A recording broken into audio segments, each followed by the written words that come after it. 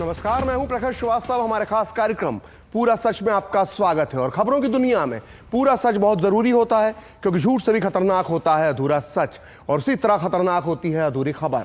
इसलिए हर खबर का पूरा सच हम आपको बताएंगे, वो भी तथ्यों, तर्कों और सबूतों के साथ। तो आइए बिना देर किए देखते हैं पूरा सच।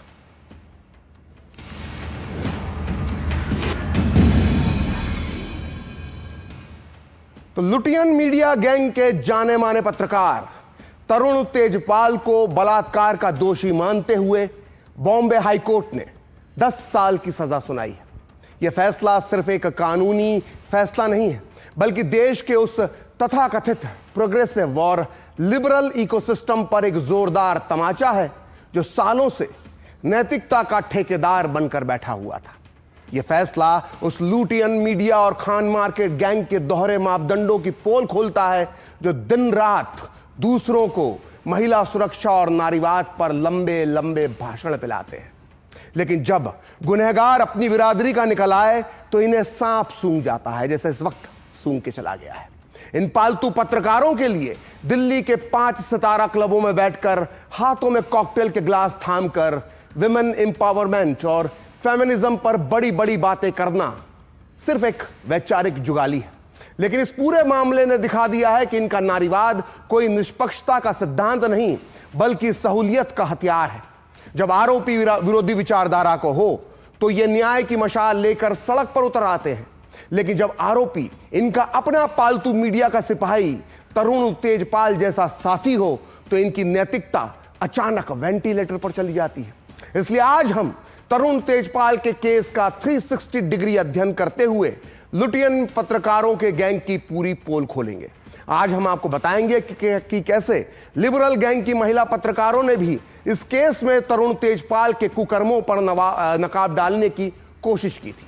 तो आइए बिना देर किए देखते हैं पूरा सच पूरे विस्तार के साथ।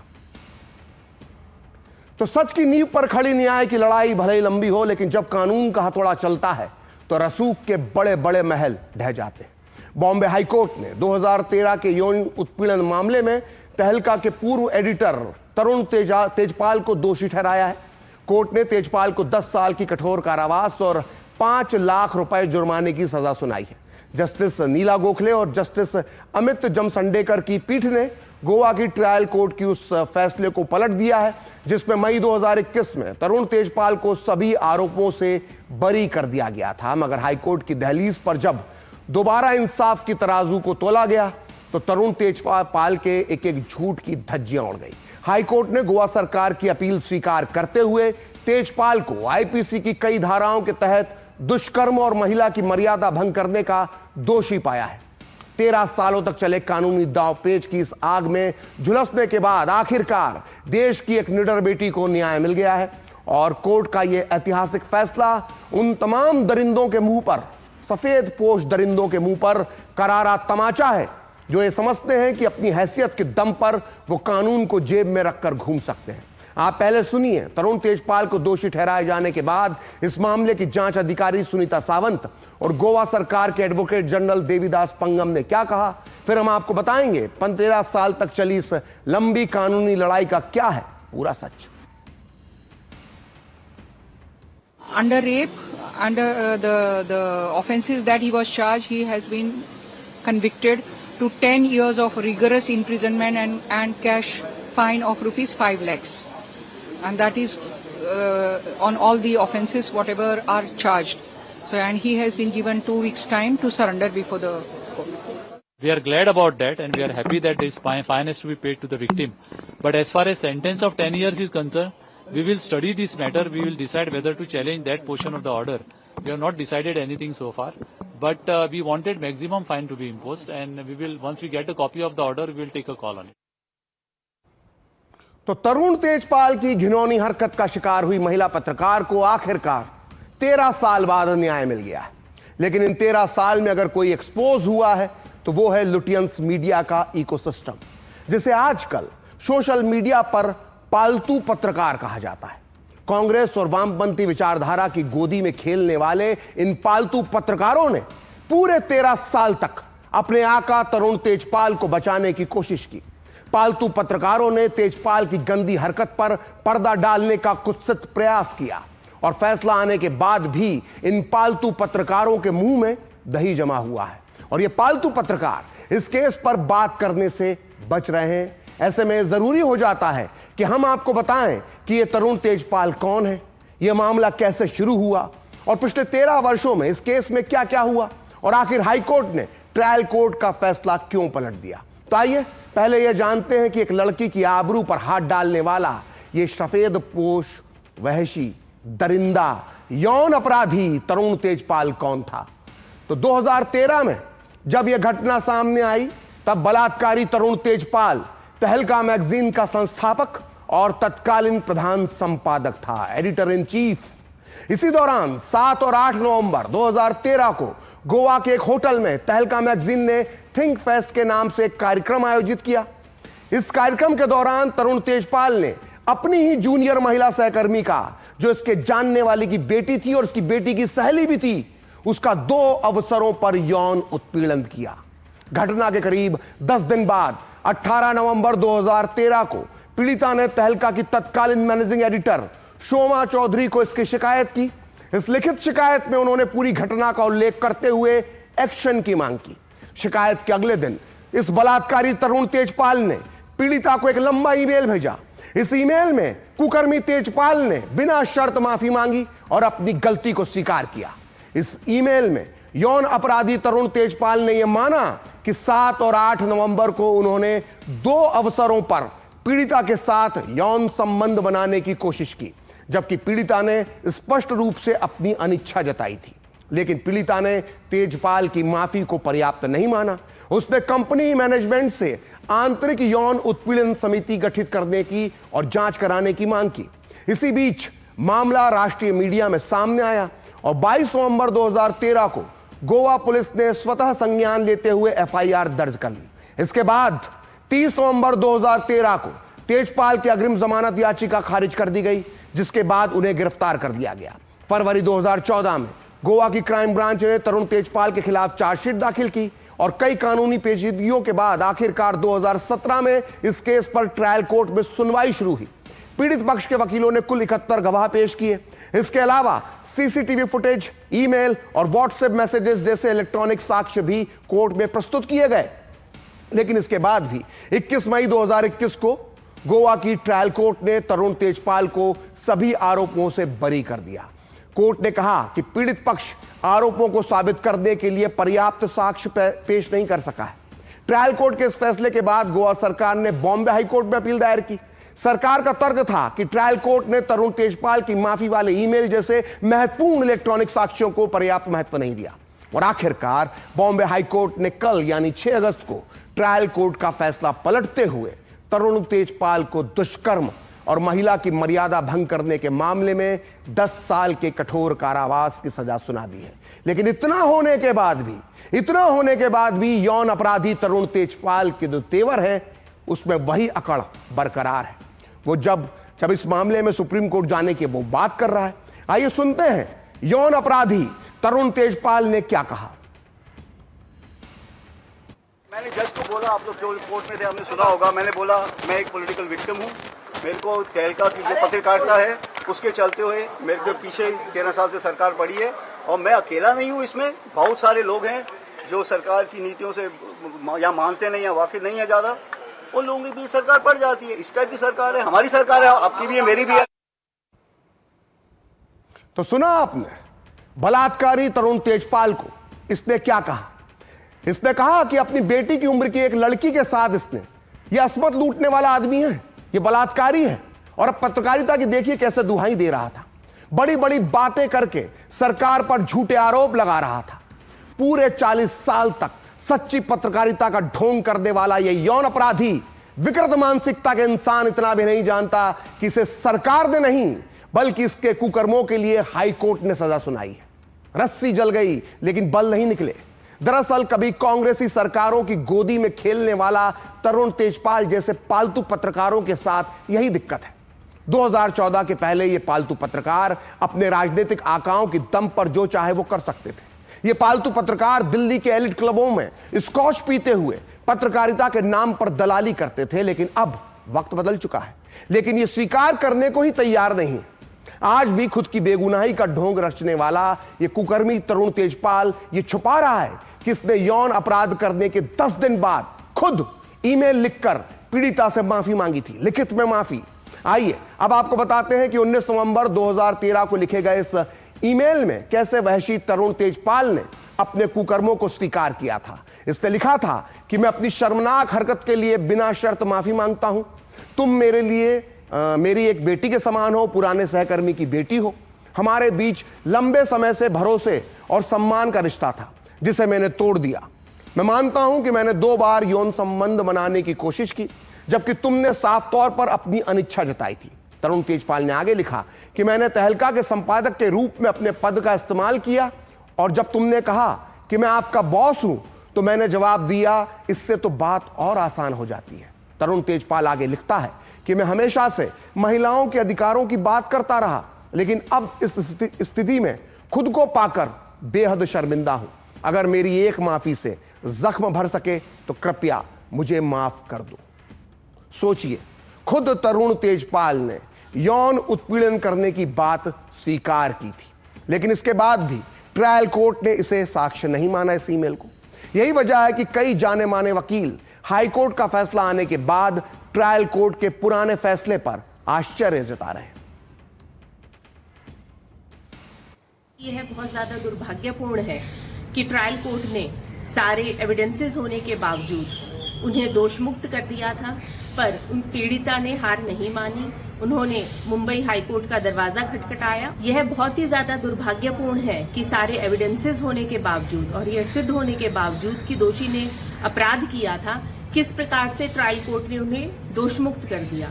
हालांकि आज मुंबई हाईकोर्ट ने पीड़िता के साथ न्याय किया है, पर ऐसी कितनी सी अदालतें हैं जहां पे जो पीड़िता है उसे न्याय नहीं मिल पाता, और कई ऐसे मुकदमों में तो जो पीड़िता है वो आगे अपील भी नहीं कर सकती। ये जो महिला सुरक्षा को लेकर के मुंबई हाईकोर्ट का जो फैसला है ये स्वागत योग्य है। तो हमने आपको बताया कि किस तरह से कुकर्मी तरुण तेजपाल ने पीड़िता को ईमेल लिखकर अपनी गलती और उसके लिए माफी मांग ली थी, लेकिन फिर इसके बाद क्या हुआ, इसका पूरा सच भी आपको पता होना चाहिए, जिससे आपको यह मालूम पड़ जाएगा कि लुटियन मीडिया, जिन्हें आजकल सोशल मीडिया पर पालतू पत्रकार कहा जाता है, वो किस तरह से बलात्कार जैसे बड़े जघन्य अपराध को भी हल्के में लेते हैं, क्योंकि यहां बलात्कार करने वाला इन्हीं के खान मार्केट गैंग का सदस्य है। इसलिए अब आगे सुनिए, पीड़िता को ईमेल लिखने के बाद तरुण तेजपाल ने तहलका मैगजीन की पूरी टीम को अलग से ईमेल लिखा। इस ईमेल में भारी भरकम अंग्रेजी में, जिसके लिए ये पालतू पत्रकार एक्सपर्ट होते हैं, उसमें तेजपाल ने लिखा कि मुझे लगता है कि प्रायश्चित केवल शब्दों में नहीं, मुझे तो अपने तपस्या करना चाहिए जो मुझे भीतर तक झकझोर कर रख दे। ऐसी तपस्या मुझे करना चाहिए। इसने आगे लिखा कि मुझे ऐसा दंड स्वीकार करना चाहिए जो मुझे भीतर तक पीड़ा दे।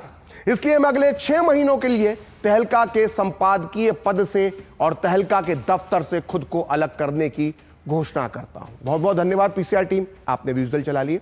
इसके अलावा तरुण तेजपाल ने इस कथित प्रायश्चित वाले पत्र में अपनी गलती का जिक्र कम किया, बल्कि अपनी उपलब्धियों की प्रशंसा और तारीफ ज्यादा की।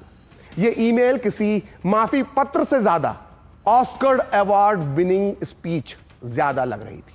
लेकिन मुद्दे की बात यह है कि एक बेटी की उम्र की लड़की की अस्मत से खिलवाड़ करने के बाद तहलका के एडिटर इन चीफ तरुण तेजपाल ने अपने लिए दफ्तर से 6 महीने की छुट्टी की भारी भरकम खुद का जो दंड है वो तय कर लिया। तो ये सजा थी या पेड लीव, ये आप खुद तय कीजिए। अब आगे और सुनिए। जब ये सब हो रहा था तब तहलका का मैनेजिंग एडिटर कोई पुरुष नहीं बल्कि एक महिला थी, और उनका नाम था शोमा चौधरी। सोचिए, एक महिला होने के बाद भी शोमा चौधरी ने उस समय तरुण तेजपाल की सेल्फ सजा को स्वीकार कर लिया।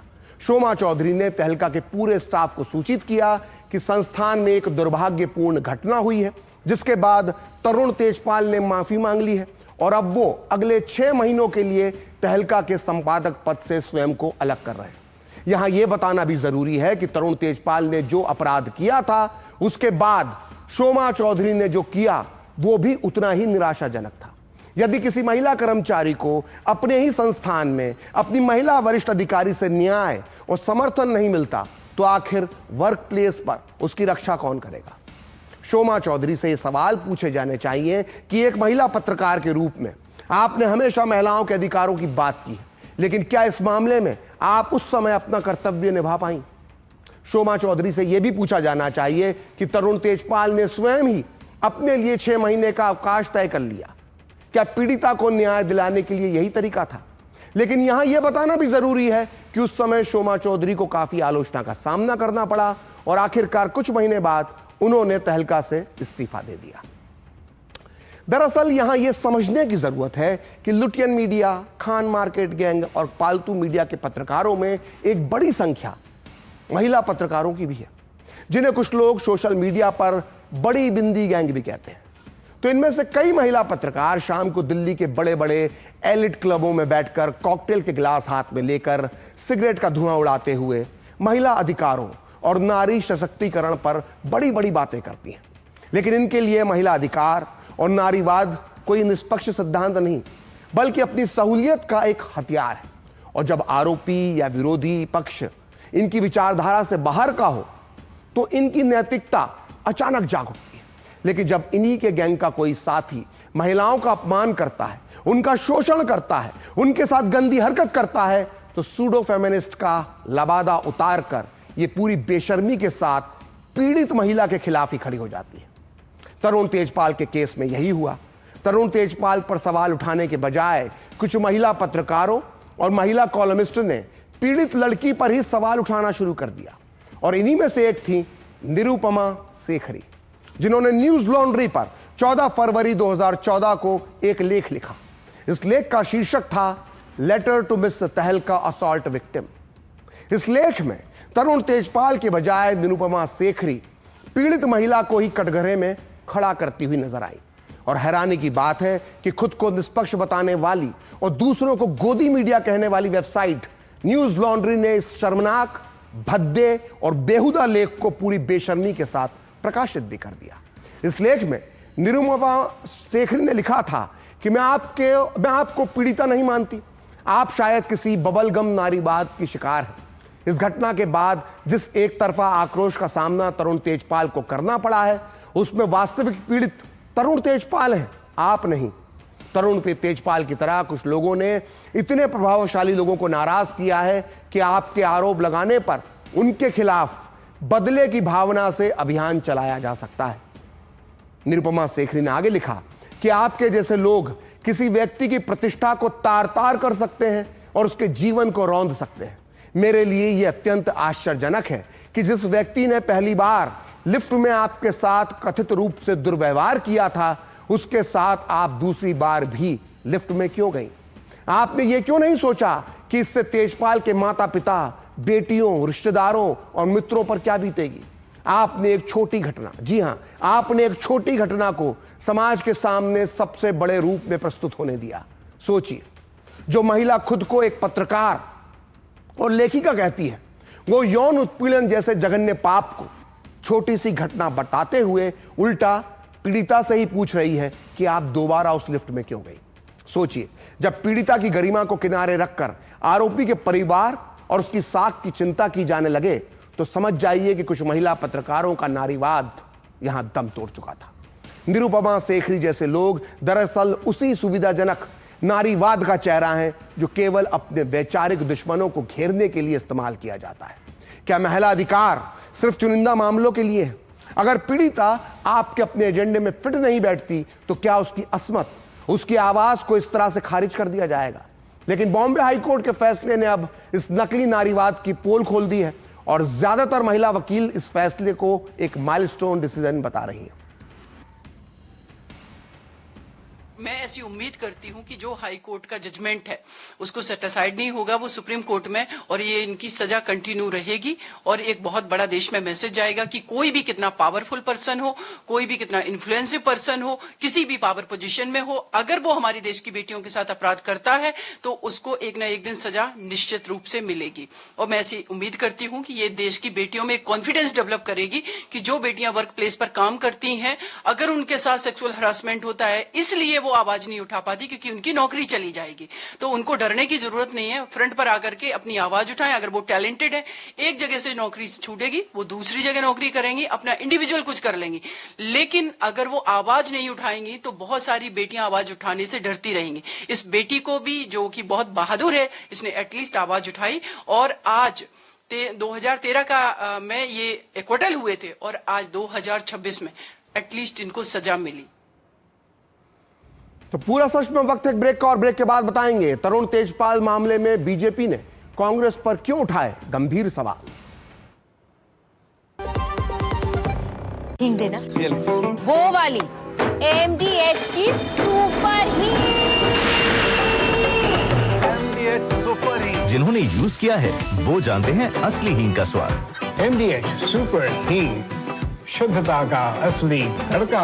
असली मसाले सच सच MDH। छोटे सच सच बोल, तूने ये फोटोशॉप किया है ना? क्या भैया, कुछ भी। तू कॉलेज में भी ऐसे ही मार्कशीट एडिट करके पापा को दिखाया करता था। भैया मैं अपने खुद के घर का बिजली का बिल क्यों फोटोशॉप करूंगा? तो फिर ये जीरो बिल पॉसिबल कैसे? भैया PM सूर्यघर से बिजली की बचत भी पॉसिबल है और पावर जनरेशन भी। वाह रे ऊपर वाले, तेरा ही कमाल है। अब बिजली बिल होगा 0। PM सूर्यघर मुफ्त बिजली योजना, हर घर सूर्यघर। बच्चों को ये तो पता है कि जब तक पापा है तब तक सब सही है, पर उन्हें ये नहीं पता कि कल अगर पापा नहीं रहे तो क्या होगा, क्योंकि आपने तो टर्म इंश्योरेंस लिया ही नहीं। थोड़ा तो समझदारी से काम लीजिए, पॉलिसी बाजार से टर्म इंश्योरेंस ले लीजिए। परिवार सबसे पहले। पॉलिसी बाजार पे 1 करोड़ का टर्म इंश्योरेंस सिर्फ 410 रुपए हर महीने से शुरू होता है। बुद्धू, नई कार जीतने का मौका। वाओ, पापा को सरप्राइज दूंगी। बस थोड़ी सी तो उनकी डिटेल भरनी है। रुक जा बुद्धू। व्हाट? ऐसे पॉपअप से सावधान रहो, स्कैमर्स पर्सनल डिटेल्स का गलत यूज कर सकते हैं। तू समझ गई ना, रिलैक्स। पर कार जीत जाते तो पापा होमवर्क नहीं कराते। RBI कहता है स्मार्ट बनो, कूल रहो। पढ़ता है, खेलता है, झूलता उछलता है, दौड़ता कभी कभी दौड़ कराता है, आगे आगे बढ़ता है इंडिया, अमूल दूध पीता है इंडिया। जब धरती चीर कर निकलता है लोहे का पत्थर और मिलता है मोंगिया के जोश से, फिर तपता है, पिघलता है और बनता है फौलाद। अब होता है सरिया सारी खूबियों के साथ। मोंगिया स्टील, मजबूत देश का मजबूत सरिया। काम रुकना नहीं चाहिए पर खुजली रुकनी चाहिए, इसलिए सपर डॉक्टर स्किन लोशन। काम चालू, खुजली बंद। 128 सालों से दांत का आखिरी इलाज। गोल्डी छोले मसाले, जहाँ जाएं रिश्ते बनाएं। गोल्डी लाए हैं फ्रेश लॉक टेक्नोलॉजी, जो रखे मसालों को हर समय फ्रेश। तो ब्रेक के बाद पूरा सच में आपका फिर से स्वागत है। तरुण तेजपाल को बॉम्बे हाई कोर्ट से दोषी ठहराए जाने के बाद बीजेपी ने कांग्रेस पर तीखा हमला बोला है। बीजेपी प्रवक्ता प्रदीप भंडारी ने कहा है कि कोर्ट के फैसले ने साफ कर दिया है कि आरोप सही थे, जबकि कांग्रेस हमेशा तरुण तेजपाल का बचाव करती रही।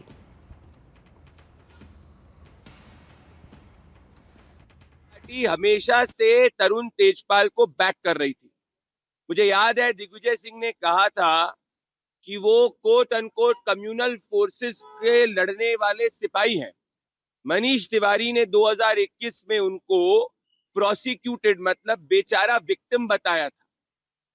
ऐसा क्यों होता है कि कांग्रेस पार्टी के शीर्ष नेतृत्व हो या कांग्रेस पार्टी के सीनियर लीडर्स हो, वो हमेशा रेप एक्यूज या ऐसे मॉन्स्टर्स जो महिलाओं के खिलाफ सेक्सुअल हरासमेंट के केसेस के अंदर कन्विक्ट होते हैं, रेप के केसेस में कन्विक्ट होते हैं, उनको डिफेंड करती है।